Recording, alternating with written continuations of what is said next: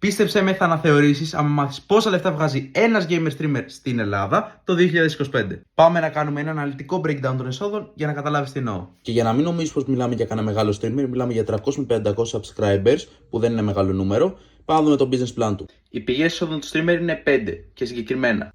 Affiliate marketing θα παίρνει 3 με 5% ποσοστό από κάθε αγορά που κάνει συνδρομητής του και θα βγάζει περίπου 300 ευρώ το μήνα από τα προϊόντα που προωθεί. Buy Me a Coffee, που είναι ουσιαστικά μια πλατφόρμα υποστήριξης των creators που μπορούν να κάνουν συνδρομητές μια μικρή δωρεά για να πούνε ένα ευχαριστώ στο YouTuber.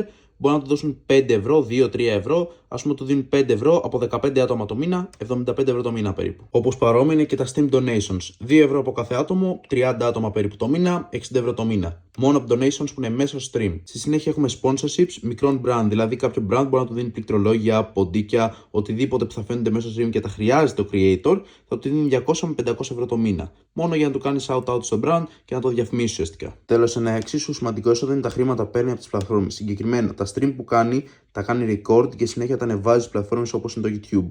Το YouTube τι κάνει, τον πληρώνει για αυτά τα βίντεο που ανεβάζει με διαφημίσεις. Άρα αυτός μπορεί να κάνει short και reel, που ουσιαστικά είναι η διαφήμιση του περιεχομένου που κάνει σε μορφή long form και μετά πληρώνεται από αυτό.